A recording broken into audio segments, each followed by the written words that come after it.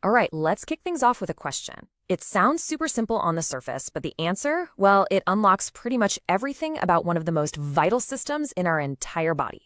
So why do we even have blood? And I'm not looking for the answer you'd find in a dusty old textbook. I mean, for real, what's its actual logical reason for existing? Okay, so it all starts with a big problem, a kind of puzzle, right? Think about it. Every single cell in your body is stuck in one place. It can't move. But it's constantly hungry for supplies, like oxygen and nutrients, and at the same time, it's making trash, waste products that have to go somewhere. So, since your cells can't just get up and go to the cellular grocery store, something has to bring the goods to them. This creates this fundamental logistics problem that absolutely needs a solution. And that solution?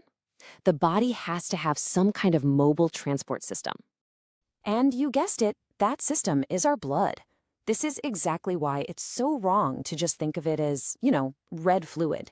It's so much more than that.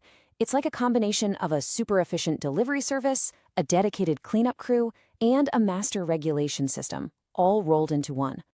So, what's actually in this incredible stuff? Let's break it down and see what it's made of.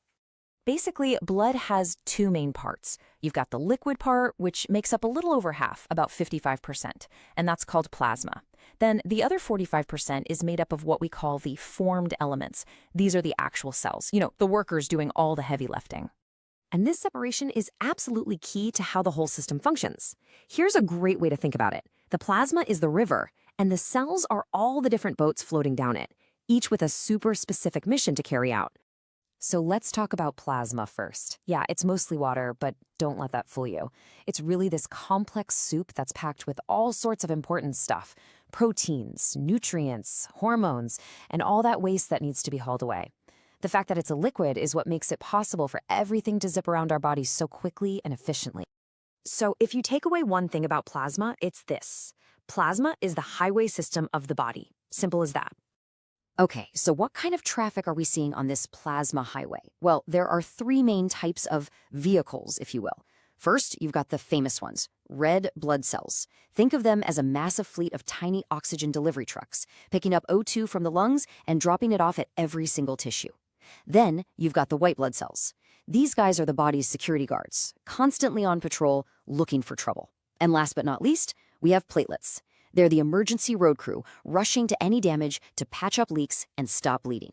So yeah, three completely different jobs, right? But here's the thing. Every single one of them is totally dependent on that plasma highway to get to where they need to be. Without it, they're going nowhere. All right, so now we know what's in our blood. But what about how much of it we have? This brings us to a really, really important idea called volemia, which is just a fancy word for blood volume. And it turns out the exact amount of blood you have is a huge deal. So, on average, blood makes up about 7% of a person's body weight. Just think about that for a second. And that 7% figure, it's not random, not at all. It is the exact amount needed to do two critical things: maintain your blood pressure and make sure there's a steady flow of blood getting to all your vital organs. That process, by the way, is called perfusion. So what happens if that delicate balance gets thrown off? Well, your blood volume can pretty much be in one of three states. The sweet spot, the one we're always aiming for, is called normovolemia. That's when everything's just right. But things get dangerous fast when the volume drops too low. That's hypovolemia. This can happen from stuff like bleeding or just not drinking enough water. When that volume tanks, your blood pressure tanks with it, and your organs literally start to starve for blood. That can lead to shock. Now, on the flip side, having too much volume, hypervolemia, is also a massive problem. It puts a ton of strain on your heart, making it work way too hard, and can lead to things like heart failure. And this whole thing reveals a really fundamental truth about our bodies. Organs don't usually fail just because they're weak or something.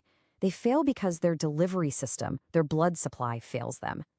It's a powerful reminder that when we're talking about blood volume, balance isn't just important, it is absolutely everything.